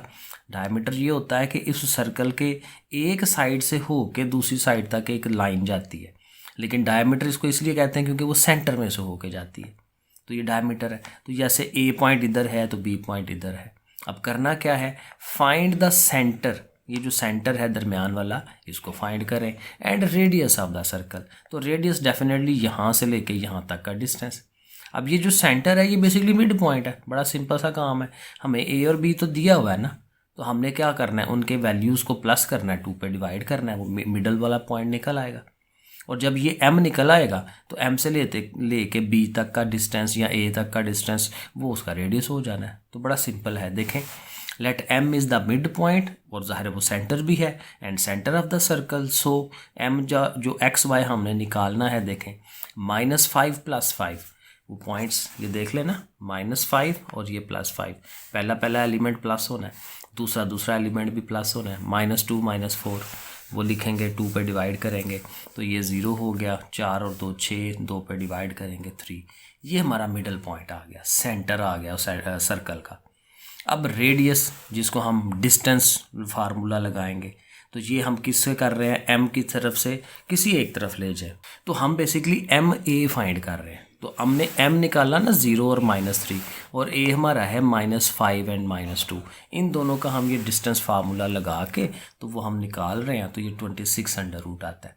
तो चाहे आप MA करें या MB करें, दोनों आंसर सेम आने हैं क्योंकि रेडियस है, दोनों साइड से डिस्टेंस एक जैसा ही आएगा। तो ये हमारा आंसर बन गया। Question number 9, find H। अब यहाँ पे भी H है, हर दफ़ा H ही फाइंड करवा रहा है। Such that the point A, B and C are vertices of a right triangle. अब आई थिंक ये वही सवाल है जो पीछे हमने किया, शायद 7 है था कि 6 था, कि वो क्या है कि 3 पॉइंट दे दिए और वो कह रहा है कि एक राइट ट्राइंगल के ये वर्टिसेस हैं, और 90 डिग्री जो है वो कहाँ बन रहा है, A वाले पॉइंट पे बन रहा है। तो ये एग्जैक्ट फोटो कापी है उसकी। तो A B C तीनों दिए हैं। A, अब H जो है वो A वाले में आ गया, उस सवाल में C वाले के अंदर H था।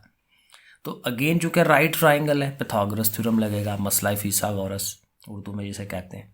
तो तीनों डिस्टेंस फाइंड करेंगे, BC AB CA, ठीक है। तो BC, B से लेकर C तक का डिस्टेंस, तो 2 + 6, देखना 2 और ये +6, क्योंकि माइनस लगाना है ना, 2 - -6 7 - -7, ठीक है। जैसे formula x2 - x1 whole square, y2 - y1 whole square, फार्मूले रट्टे होने जाएंगे बार बार, ठीक है ना। तो वो फार्मूला जस्ट लगाएंगे, और जितनी दफ़ा आपने ये एक्सरसाइज करनी है आपको वैसे ही रट्टे हो जाने हैं। तो बहरहाल तो ये इस तरह से करेंगे, तो ये हमारा BC का स्क्वायर एंड पे ले लें क्योंकि अंडर रूट खत्म हो जाता है ना, तो 260 हो गया। इसी तरह AB, तो A और B का आपस में 2 - H और 7 - 1 ऐसे करके। और ज़ाहिर है इसका फिर स्क्वायर खोलना पड़ेगा ना, ए का स्क्वायर बी का स्क्वायर एंड 2ab, ठीक है ना। 2 का स्क्वायर 4 होता है, h का स्क्वायर h होता है, -2 इंटू ए और बी, 2 2 ज़ार 4, 4h ऐसे करके 7 में से 1 6, 6 का स्क्वायर 36, तो इसका भी ये चीज़ बनेगी। फिर CA है वो भी आप ऐसे करके उसको बनाएं, सही है, ये आपके सामने हो गया। और फिर पाइथागोरस थ्योरम लगाना है, BC एक तरफ रखना है, ये याद रखना है बस, बाकी काम वही है। CA की वैल्यू लगाएं, AB की वैल्यू लगाएं। अब यहाँ से देखें क्या हो रहा है, h स्क्वायर और ये h square 2h square, 12h उसमें से ये 4h निकाल देंगे तो 8h हो जाएगा, और ये 100 और ये 40 140, और फिर सारी चीज़ें एक तरफ, ये 260 को ले जाएं क्योंकि ये तीनों को उठा के ज़रूर उधर लेके जाना है, 260 को उधर ले जाते हैं, वो माइनस की हो जाएगी जाके, और फिर 140 माइनस 260 120, तो अल्टीमेट ये इक्वेशन बन रही है 2h square plus 8h minus 120।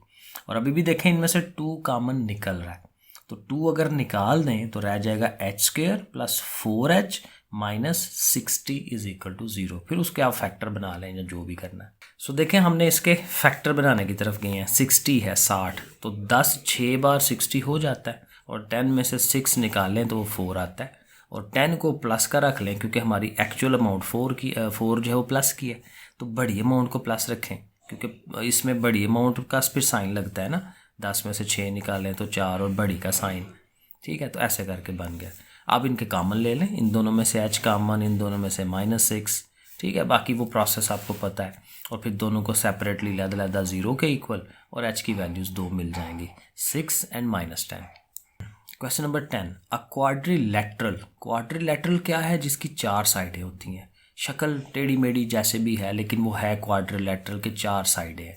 और आम तौर पे ना हम क्वाड्रिलैटरल कुछ इस तरह की बनाते हैं, एक साइड से लाइन थोड़ी छोटी रखते हैं, ठीक है, टांग उसकी पोलियो हुआ है उसको, ठीक है, और एक टांग जो है उसकी नॉर्मल है, जो नहीं वो लंबी होती है, तो इसको थोड़ा लंबा रखते हैं, इसको थोड़ा छोटा रखते हैं, और ये जो 2 साइडें पैरेलल रखते हैं, 2 नॉन पैरेलल रखते हैं।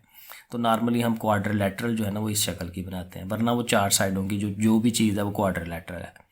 तो कहते हैं a quadrilateral has the points ABCD, definitely 4 points होंगे ना क्योंकि 4 कोने बनने हैं।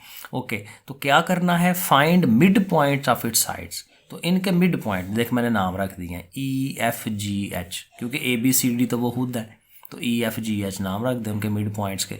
और मिड पॉइंट निकालना कौन सा मुश्किल काम है, बड़ी दफ़ा हमने किया हुआ है। x वाली वैल्यूज़ को प्लस करना है 2 पे डिवाइड, y वाली वैल्यू को प्लस करना है 2 पे डिवाइड, वो E आ जाएगा। f के लिए इनको कर लें, तो बस तरतीब से करते जाएं तो वो आपके चारों मिड पॉइंट्स निकल आने हैं। Show the figure found by joining the mid points is parallelogram, तो कहते हैं अगर आप इनको मिलाते हैं ऐसे करके आपस में, ऐसे करके ये डिस्टेंस बन गया, ये डिस्टेंस बन गया, ये बन गया, ये बन गया, तो कहता है ये जो नई शक्ल बनेगी ना अंदर, ये पैरेललोग्राम बनेगी। और पैरेललोग्राम में भी यही था कि उसकी आमने सामने वाली साइडें बराबर हो जाती हैं। तो एक तो पहले मिड पॉइंट निकाल लेंगे, उसके बाद हम इनके डिस्टेंस निकाल लेंगे, EF, FG, GH और HE, और फिर देखेंगे कि EF जो है वो HG के बराबर आ रहा होगा, और EH जो है वो GF के बराबर आ रहा होगा, तो फिर सवाल आंसर मुकम्मल हो जाएगा। अब ये सिर्फ एक दफ़ा देख लें क्योंकि सारा वही है। E पॉइंट के लिए हम ज़ाहिर है वो प्लस करके 2 पे डिवाइड, F के लिए भी उसी तरह से, G के लिए भी उसी तरह से प्लस करके 2 पे डिवाइड, और H के लिए भी, चारों पॉइंट्स आ गए। फिर अब हमने इनके डिस्टेंस निकालने हैं, EF, पहले E और F का, और ये जो हमने निकालने हैं पॉइंट्स इनका हमने डिस्टेंस फार्मूला लगाना है, ठीक है, 1 -5 5 -0 ऐसे करके। तो ये देखें EF निकाल रहे हैं, उसका डिस्टेंस आया 61, फिर FG निकाला है, उसका डिस्टेंस आया 72। अब आगे दोनों यही आएंगे 61 और 72, वो देखें ये है, देखें GH किया 61, EH किया 72, तो देखें ये एग्जैक्ट उन्हीं की तरह आए हैं। तो हम साथ लिख देंगे कि देखें भाई सिंस EF जो है वो GH के बराबर है, ये इसके बराबर है, सो इट्स अ पैरेललोग्राम। तो पैरेललोग्राम जब भी प्रूव करना है 2 साइडें इक्वल होनी चाहिए। क्वेश्चन नंबर 11, फाइंड H, हर दफ़ा H फाइंड करना है, सच दैट क्वाड्रिलैटरल, अब अगेन क्वाड्रिलैटरल है 4 कोनों वाली, with vertices A B C and D is a parallelogram. वही बात मैंने कहा था ना, क्वाड्रिलैटरल बस 4 साइडें होनी चाहिए। अब वो कहता है कि इनसे जो क्वाड्रिलैटरल बन रही है ना इन चारों से, वो पैरेललोग्राम है, ठीक है। और बाद में फिर चेक करें कि क्या वो स्केयर भी बनती है। स्केयर के लिए मैंने कहा था ऐसे वाली जो डिस्टेंस होते हैं वो हम ले लेते हैं डायगनल, ए सी और बी डी हम फाइंड करके देख लेंगे, अगर वो बराबर आए तो हम कहेंगे कि स्केयर है। अब चूंकि उसने कहा हुआ है ना कि ये पैरेललोग्राम है, तो अभी हमने पिछले सवाल में यही कहा था कि पैरेललोग्राम में आमने सामने वाली साइडें बराबर होती हैं। अब देखें एच है कहाँ, हमें तो एच फाइंड करना है। एच है डी के अंदर, ये डी के अंदर। तो आप ये कर लें, एक डिस्टेंस ले लें बी सी और एक डिस्टेंस ले लें ए डी, ठीक है, क्योंकि ए डी जब करेंगे उसमें एच आएगा और इन दोनों को हमने बराबर रख लेना है, दोनों डिस्टेंस को, ठीक है। तो वो आप देखें, ये मैंने आगे किया है। अब देखें मैं बड़ी तफसील से नहीं बता रहा क्योंकि हर दफ़ा डिस्टेंस फार्मूला ही लगना है, तो ये पता नहीं कुछ 14-15 दफ़ा तो हम कर चुके हैं, ठीक है। तो आपने पहले ए डी फाइंड करना है, फिर बी सी। और देखें मैं लिख रहा हूँ कि हमारी ये जो पैरेललोग्राम है उसके लिए दोनों साइडें इक्वल होनी चाहिए। सॉरी, ये मैंने गलत लिखा है, फार क्वाड्रिलेटरल नहीं, फार पैरेललोग्राम, क्योंकि पैरेललोग्राम में आमने सामने वाली बराबर होगी ना, तो यहाँ लिखे पैरेललोग्राम, तो वो बराबर है, ठीक है। तो अब ए डी का डिस्टेंस और ये बी सी का डिस्टेंस वो हम लिख लेंगे। चूँकि दोनों तरफ अंडर रूट है, अंडर रूट से अंडर रूट कटवा देंगे, ये कह लेंगे taking square on both sides, तो अंडर रूट खत्म हो जाएगा। अंदर वाली चीज़ें 3 और 1 4 है, 4 का स्क्वायर, फिर जहाँ से ये एच का स्क्वायर, 5 में से 1 निकाला, ये फिर 4 है, 4 का स्क्वायर, ये 2 का स्क्वायर। अभी पीछे मैंने बताया था कि दो चीज़ें एक जैसी हों, इक्वल टू के एक मतलब दोनों साइडों पे, लेकिन हों एक जैसी, तो वो कट जाती हैं आपस में, क्योंकि ये उठ के जाएगी तो माइनस होगी, उसमें से प्लस है वो खत्म हो जाएंगी। तो H square is equal to 2 का स्क्वायर, और अंडर रूट लें तो स्क्वायर खत्म हो जाएगा ना, तो एच इज इक्वल टू 2। लेकिन आपको पता है जब भी अंडर रूट लें तो प्लस माइनस लिखते हैं, तो एच की वैल्यू +2 भी हो सकती है, -2 भी हो सकती है। अब देखें डी पॉइंट है क्या, डी पॉइंट था हमारा 1h। अब h की वैल्यू अगर आप लेते हैं -2 तो ऐसे लिखेंगे 1 and -2, या फिर एक दफ़ा 1 and +2। लेकिन देखें जो हमारा ये जो b वाला पॉइंट है ना, ये देखें b पॉइंट पहले से पता है हमें 1 और -2 है, तो अगर आप यहाँ h की वैल्यू -2 लेंगे तो वो d भी वही आ जाना है। तो फिर ये जो ज़ाहिर है एक जैसे पॉइंट तो नहीं हो सकते, b और d सेम नहीं हो सकते, ये देखें। तो फिर क्या होगा कि वो जो h की वैल्यू है वो नेगेटिव नहीं आई, पॉजिटिव लेनी है। तो ये 1 and +2 ये वाला फिर हमारा पॉइंट बनता है। तो मतलब ये हुआ कि हमारा h जो है वो +2 है, तो आप ये लिख दें कि h जो है वो +2 है। अब ये h का तो काम खत्म हुआ ना। अब हमें चेक करना है कि वो स्क्वायर बनता है कि नहीं। तो उसके लिए मैंने कहा था कि आपने क्या करना है, डायगोनल a से c फाइंड करना है और b से d फाइंड करना है। तो ये देखें स्क्वायर के लिए ज़ाहिर दोनों बराबर होती हैं। AC हमने फाइंड किया है वो 8 आ रहा है, BD फाइंड किया है तो वो हमारा 4 आ गया। बराबर नहीं आए तो फिर हम नीचे लिख देंगे कि it is not a square. तो ये देखें मैंने आगे लिख दिया है, इसको आप पढ़ लें, ठीक है। यही जो मैंने बातें आपको बताई हैं। क्वेश्चन नंबर 12 पे आ जाते हैं। If 2 vertices of an equilateral triangle, triangle है जिसकी 3 कोने होते हैं, उसकी कहते हैं कि 2 उसके कोने जो हैं वो उसने बता दिए हमें, वर्टिसेस A और B उसने दे दिए हैं। और ट्राइंगल कौन सी है, इक्विलैटरल। इक्विलैटरल में तीनों साइडें बराबर होती हैं। अगर है ना ABC 3 उसके कोने हैं तो AB BC CA तीनों बराबर होंगे, तीनों लंबाइयाँ बराबर होंगी। तो फाइंड क्या करना है, फाइंड द थर्ड वर्टेक्स। तो A और B तो हैं, 2 कोने तो हैं, लेकिन जो तीसरा कोना है C उसका नहीं पता। तो हम उसको बता लेंगे कि भाई C जो है वो फाइंड करना है, उसका नाम है X and Y, ये फाइंड करना है। और फिर वो कहता है कि how many triangles are possible. ये भी बात की बात है, अभी बाद में बताता हूँ, पहले तो C फाइंड हो जाए ना किसी तरह। तो C को हम लेट कर लेंगे कि C हमारा क्या है, XY, वो क्या है, थर्ड वर्टेक्स है उसका। अब इक्विलैटरल के लिए जो मैंने अभी कहा कि AB BC AC तीनों साइडें बराबर होंगी, तो आप कोई सी 2 साइडें तो निकाल लेना, क्योंकि 2 पॉइंट तो हैं हमारे पास। पहले AB निकाल लें, तो A और B पॉइंट तो हैं दोनों, वो दोनों का आप डिस्टेंस फार्मूला लगाएं, डिस्टेंस निकाल लें। अब एक BC निकाल लें, ठीक है। तो BC के लिए ज़ाहिर है B और C यूज़ हो रहा है। B पॉइंट है हमारे पास, वो आप ऊपर सवाल में देखें, और C जो हमारा X और Y है, ठीक है ना। तो अब देखें B यूज़ होना है ना, तो B ये है 3 and 0, तो X - 3 and Y - 0, ठीक है, वो देखें वो यूज़ हो रहा है। और यहाँ ज़ाहिर है इसका हम स्क्वायर खोलेंगे, A square B square and 2AB, और यहाँ से ये Y का स्क्वायर, ठीक है। ये हमारा BC आ गया। और इसी तरह से आप AC भी फाइंड कर सकते हैं A और C को यूज़ करके, तो ये उस तरह से ये वाला बन जाएगा। अब ये तीनों इक्वेशनें हैं हमारे पास, और यहाँ से हम इसका सोल्यूशन निकालेंगे। तो पहली और दूसरी इक्वेशन को अगर हम यूज़ करें, पहली इक्वेशन हमें क्या दे रही है, AB 6 है और BC हमारा ये वाला आया। चूँकि सारे बराबर है ना, तो ये side should be equal to 6/1। ये देखें हम लिख रहे हैं ये इज़ इक्वल टू 6, और आप अंडर रूट खत्म कराना है तो स्केयर ले लें, तो स्केयर लेके 6 का 36 बन जाएगा। अब हमने क्या करना है, इक्वेशन 2 और 3 को बराबर रखना है। ये जो हमारी जिसमें x आ रहा है, ये देखें इसमें x वाला आ रहा है और इसमें भी x और y आ रहा है, इन दोनों को आप आपस में बराबर रखें, क्योंकि इक्विलैटरल ट्रायंगल है, तीनों साइडें बराबर हैं, जिस मर्जी के बराबर रख लें। तो ये दोनों हमने साइडें बराबर रखी। आप यहाँ से भी स्केयर लेंगे, अंडर रूट खत्म हो जाएगा, अंदर वाली अमाउंट्स आ गई। अब अंदर वाली अमाउंट्स में देखें एक्स स्केयर भी ख़त्म हो जाएगा, 9 और 9 भी ख़त्म हो जाएगा, और क्या रह गया, वाई स्केयर भी कट जाना है। तो पीछे क्या रह जाना है, ओवरऑल ये 6x रह जाना है और ये -6x रह जाना है, 9 भी कट गया, तो ये उधर जाएगा तो प्लस हो जाएगा, तो 12x इज इक्वल टू 0। तो फिर जाहिर है उधर 0 है तो 12 में भी 0 हो जाना, जाके x is equal to 0। x की वैल्यू हमें 0 मिल गई। अब ये जो x की वैल्यू 0 आई है, आप इसको इस वाली इक्वेशन में पुट करा लें, जो हमने पहले इक्वेशन 1 और 2 को इक्वल रख के ये रिलेशन बनाया था। तो यहाँ जब x की जगह आप 0 पुट कराएंगे, ये भी 0 ये भी 0, सिर्फ ये पार्ट रह जाएगा। तो इसको लेके आप सॉल्व करवा सकते हैं, लेकिन 0 0 हो गया। Y square plus 9 is equal to 36, 9 उधर जाएगा, माइनस होगा 27, और स्केयर है अंडर रूट लें, 27 का अंडर रूट होता है 3/√3, कैलकुलेटर में हमें मिल जाता है, और प्लस माइनस 7 लगा लें।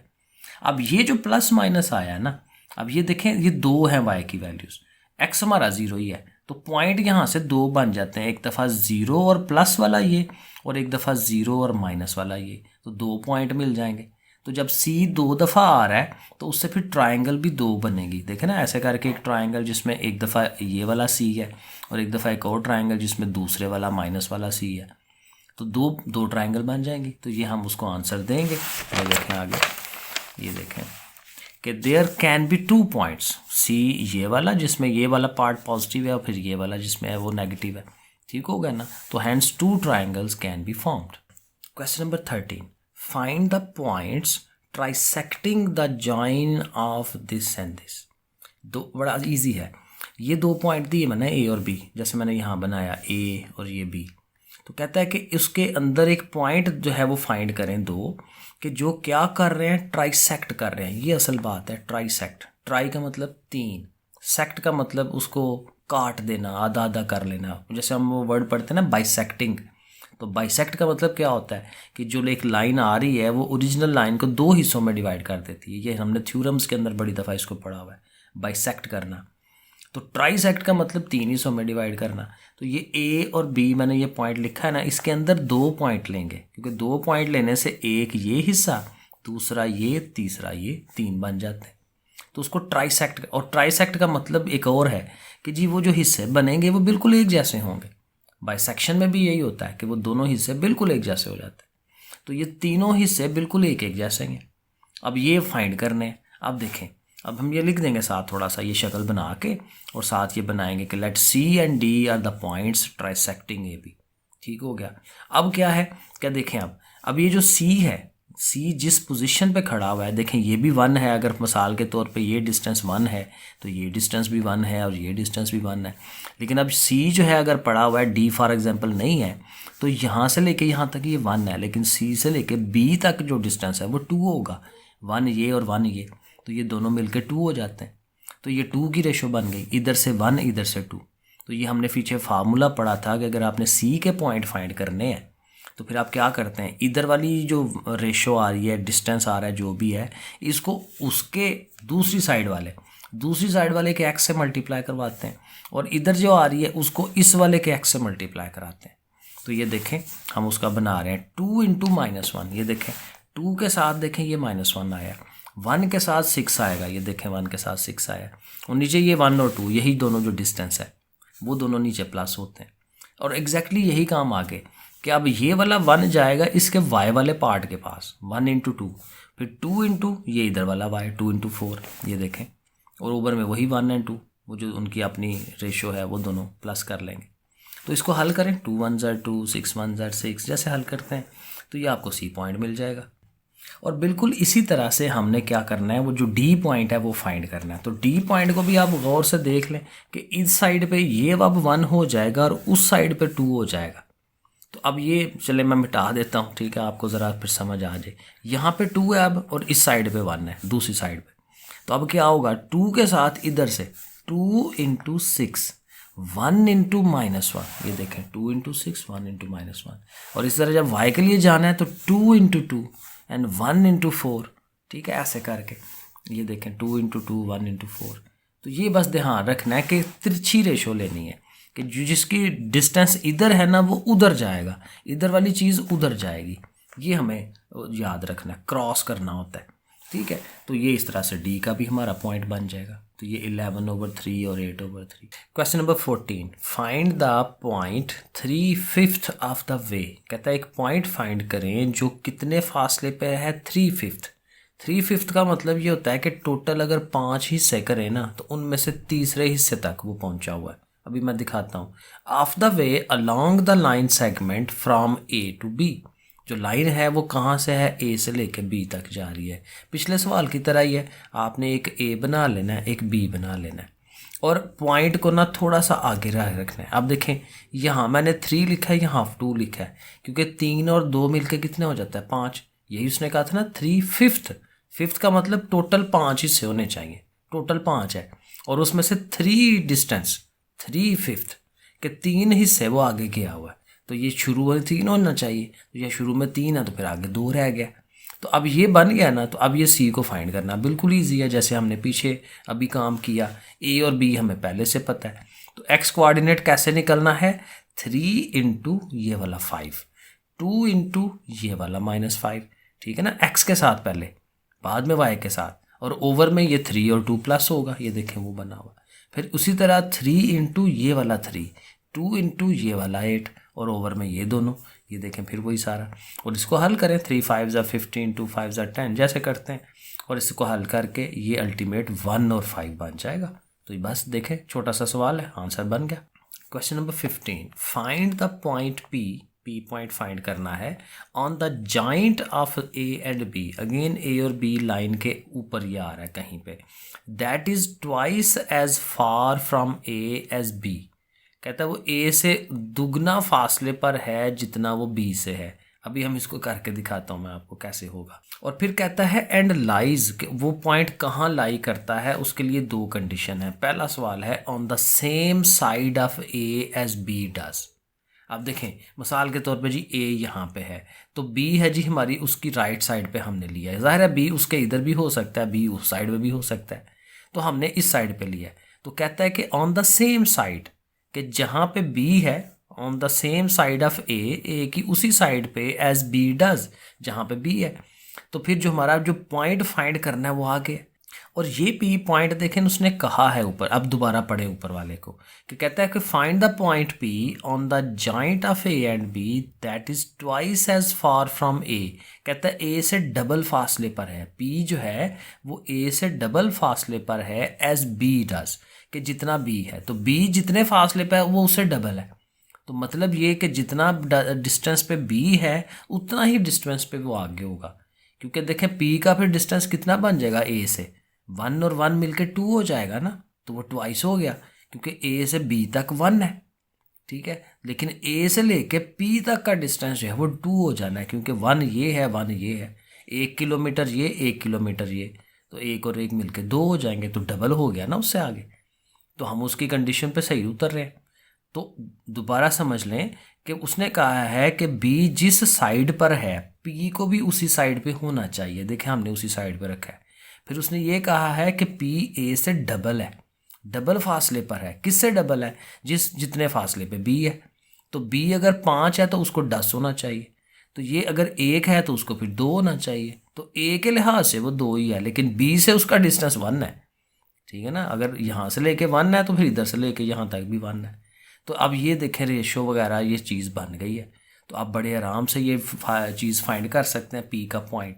अब देखें फार्मूला क्या है, फार्मूला ये होता है कि अगर आपने ये पॉइंट फाइंड करना है तो आप क्या करते हैं, इस नंबर को इस एक्स से मल्टीप्लाई, इस नंबर को इसके एक्स से मल्टीप्लाई, और ओवर में ये 1 + 1, ठीक है ना। तो ये अब ये नॉर्मली हमें क्या होता है कि हमने ये फाइंड करना होता है।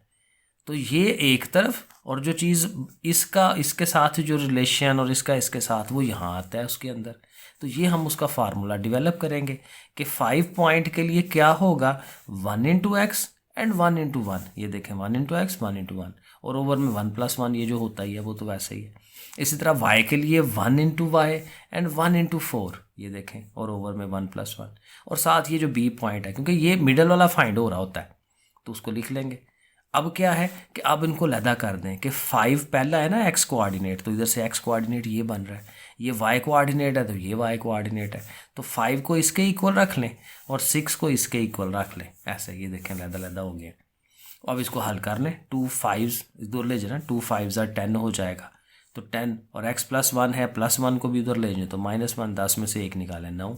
इसी तरह से ये 2 6 12 हो जाना है और प्लस 4 ने उधर जाना है तो जाहिर है माइनस होना है तो माइनस कर देंगे तो 8। तो इसको आम इक्वेशन की तरह हल करके ये दोनों हमें मिल जाएंगे x और y और पॉइंट का पता चल जाएगा। अब दूसरे पार्ट में ये कह रहा है कि on the opposite side of a as b does, कहता है कि जो a के, अब देखें a के उस तरफ है ना b, तो कहता है P पॉइंट का अब उसके अपोजिट साइड पे होना चाहिए। तो अब देखें उसके हमने अपोजिट साइड पे लिया है क्योंकि जिधर को B है उधर को नहीं, उसके अपोजिट साइड पे। इस पिछले सवाल में हमने यही किया था कि जिधर को B है उसी तरफ को P आना चाहिए, तो यही बात अब यहाँ पे उसने उल्ट कह दी है तो हमें उसको दूसरी साइड पे रखना है। और देखें कंडीशन फिर वही है कि A से P का डिस्टेंस डबल होना चाहिए, तो अब देखें डबल ही लिख लिया है। A से P तक 2 लिख रहे हैं लेकिन A से B तक तो 1 है, क्योंकि ये 1 होगा तो वो डबल होगा ना 2 उसके। अब यहाँ 2 1 की रेशो बन रही है, पिछले पार्ट में हमारी 1 1 की रेशो बनी थी क्योंकि अब ये उसके अपोजिट साइड पे आ गया, तो बहरहाल ये बन गया। फिर उसी तरह से कि जी ये मिडल वाली वैल्यू फाइंड करनी हो तो हम क्या करते हैं 2 इंटू 5 एंड 1 इंटू एक्स। ये देखें 2 इंटू 5 1 इंटू एक्स और नीचे 2 एंड 1 प्लस कर देंगे जैसे हम करते हैं। और इसी तरह y कोऑर्डिनेट के लिए भी यही करेंगे 2 इंटू 6 एंड 1 इंटू वाई और ओवर में 2 प्लस 1। और उसी तरह 1 के साथ इसको अलहदा कर दें, 4 के साथ इसको अलहदा कर दें क्योंकि वो वही चीज़ है, वही चीज़ फाइंड हो रही है। अब ये 3 1s are 3 फिर 10 जाके माइनस होना है, बाकी वो प्रोसेस 3 4s are 12 12 जाके ये भी 12 है, 12 जाके माइनस होगा 0, इधर से ये -7, तो पॉइंट हमारा मिल गया -7 and 0। Question number 16, find the point which is equi distant, एक जैसे फासले पर है from the point this this and this. कहता है एक ऐसा पॉइंट फाइंड करें जो इन तीनों पॉइंटों से एक जैसे फासले पर है। बड़ी अजीब सी उसने शक्ल बनाई है। ये वैसे होना ये है कि ये जो नहीं आते ट्राइंगल हम बनाते हैं, तो ट्राइंगल के अंदर ये जो इसका अंदर वाला पॉइंट होता है, ठीक है, ये वाला जो पॉइंट होता है ना, ये उसके इधर से इधर से इधर से एक जैसे फासले पर होता है। ये नाम मेरे जहन में नहीं आ रहा, ठीक है, ये बोलो सरकम पॉइंट है या इस तरह का कुछ पॉइंट था, अभी मेरे माइंड में नहीं आ रहा। तो ये पॉइंट को इस तरह की चीज़ होनी है। बहरहाल काम तो करना है हमने कि एक ऐसा पॉइंट फाइंड करें जो ए बी सी जो कोने हैं पॉइंट्स हैं उनसे एक जैसे फासले पर है। ओके, कोई मसला नहीं है। और उसके बाद फिर कहता है what is the radius of the circumcircle of the triangle. ये वही आ गया कि इसका रेडियस फाइंड करें। तो अगर ये हमारा पी पॉइंट होगा एक्स वाई, अगर हम ये फाइंड कर लेंगे तो फिर पी से चाहे ए का डिस्टेंस ले लें, चाहे बी का, चाहे सी का, उसने ऑलवेज सेम आना है क्योंकि उसने कहा एक जैसा डिस्टेंस है, तो वो हम ले लेंगे डिस्टेंस फार्मूला लगा के। ओके, स्टार्ट कैसे करना है? स्टार्टिंग पे तो यही करेंगे जो फाइंड करना है कि let P X Y is the point and according to the question A P B P C P ये तीनों बराबर है ना, ए का पी तक का डिस्टेंस, बी का पी तक, ये तीनों बराबर है, उसने खुद कहा है। तो हम ये फिर तीनों डिस्टेंस फाइंड कर लेंगे। तो पहले ए पी, तो ज़ाहिर है पी हमारा एक्स वाई है ना, तो ए जो हमारा ये वाला है 5 और 3, तो ऐसे ही होगा ना x - 5 y - 3, जैसे डिस्टेंस फार्मूला लगाते हैं। इसी तरह से बी पी, इसी तरह से सी पी, ये तीनों हम बना के रख लेंगे अपने पास। अब हमने पता है कि ये तीनों आपस में बराबर हैं, तो पहले दो इक्वेशनों को आपस में बराबर रखें ना, ए पी और बी पी को ज़रा पहले बराबर रखें।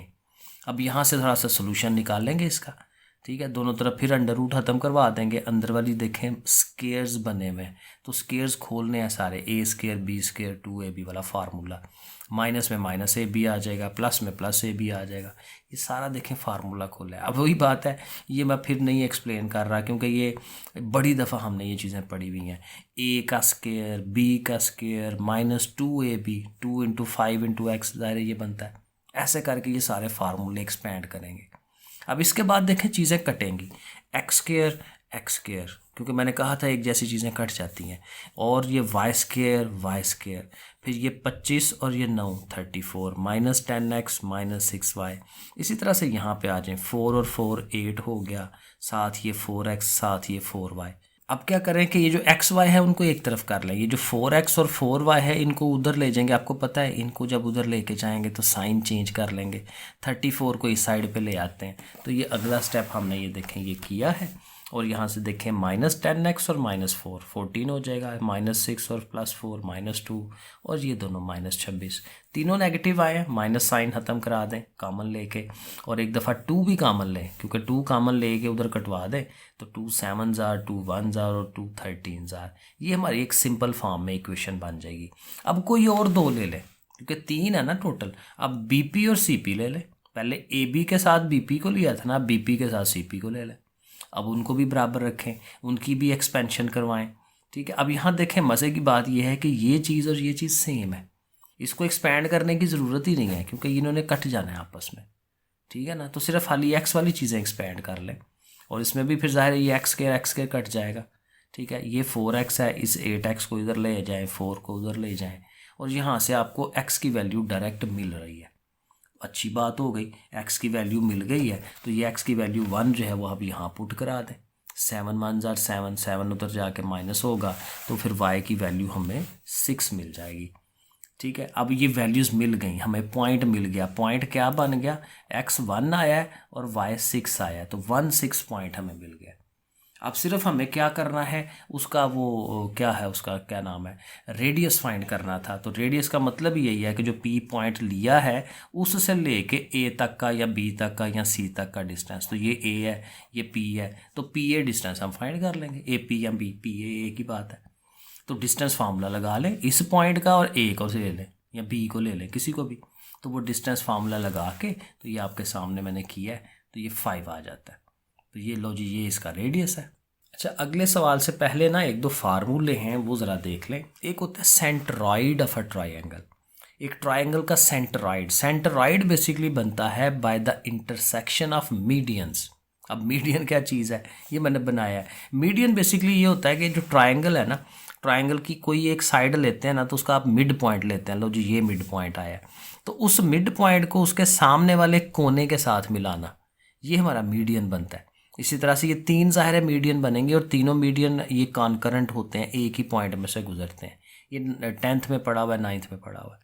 अब ये जो पॉइंट ऑफ कॉन्करेंसी है ना, ये वाला, इसको हम कहते हैं इसका सेंट्रॉइड।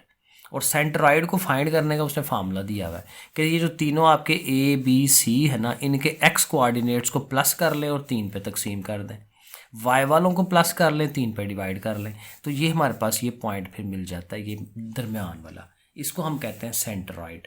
सेंट्रॉइड का वैसे सवाल कोई नहीं है, मे बी एग्जाम्पल्स में हो। इन सेंटर का सवाल है। इन सेंटर जो है वो इस तरह से करके बनेगा। एक ट्राइंगल होगी, बड़े अजीब सा सर्कल बनाया है। तो एक ट्राइंगल के अंदर जो है ना, आप सर्कल डेवलप करते हैं, उसके ये जो साइडें हैं, साइडों को टच करता हुआ जो है एक सर्कल ऐसे करके बन रहा हो। उस सर्कल का जो सेंटर होता है ना, इसको हम कहते हैं इन सेंटर, ठीक है। अब जाहिर है वो ज्योमेट्री में तो नहीं जाएंगे ना, ठीक है, लेकिन बहरहाल कहते हैं कि इसके कोऑर्डिनेट बनाए। अब वही बात है कि इसके फिर वही ये ट्राइंगल के अंदर बन रहा है ना, ABC के अंदर, तो ये ABC यूज़ होते हैं। A का x1 y1, B का x2 y2, C का x3 y3। अब यहाँ करना क्या है, इसमें करना ये है कि आपने पहले ये तीनों लेंथ जो है वो फाइंड करनी है। ये अगला सवाल यही है कि हमने क्या करना है, ट्राइंगल की तीनों length AB BC CA find कर लेनी है, और इनका नाम रखना है। मसलन ये A है ना, और ये B है, और ये C है, तो A कोने के सामने वाली जो साइड है ना, उसको हम स्मॉल a का नाम देते हैं।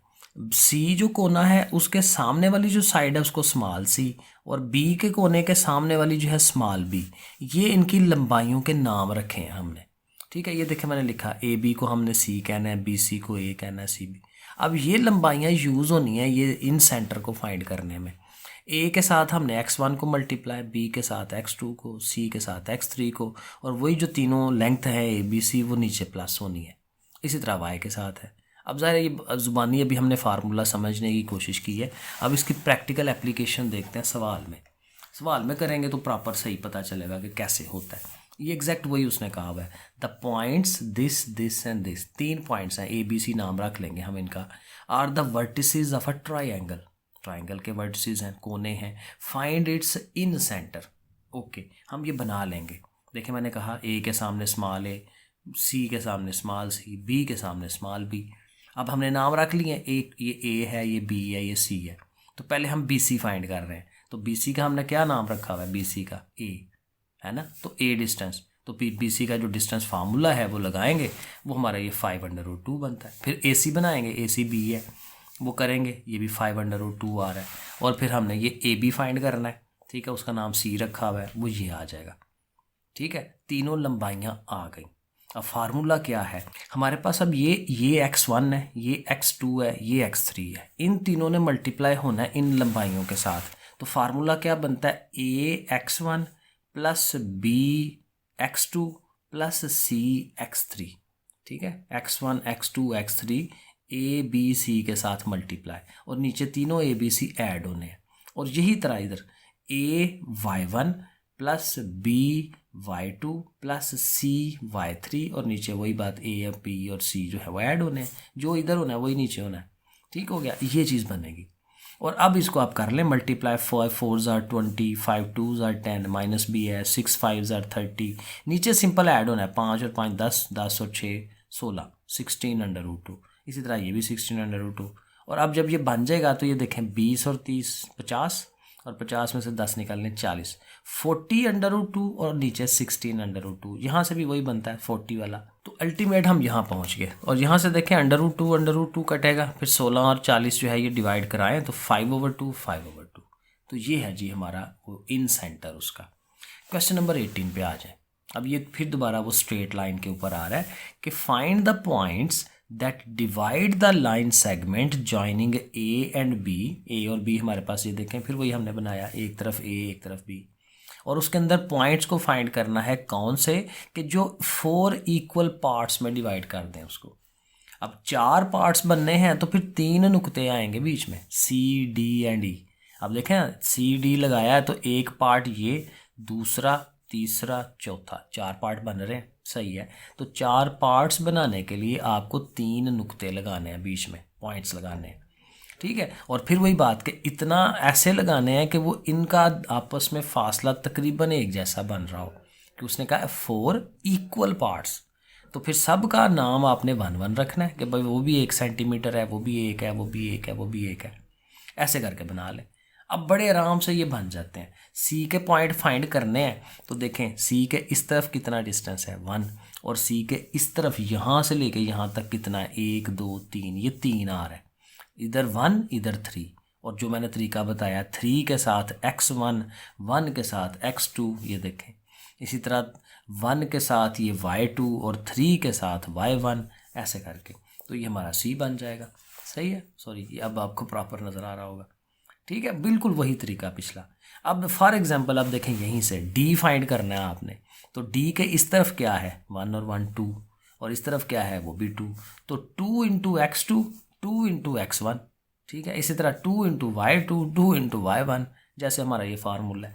और जब E के लिए आप करेंगे तो E के लिए अब यहाँ 1 है और इस तरफ 3 हो गया, सो 3 × x2 1 × x1, ऐसे वो y के साथ भी कर लें।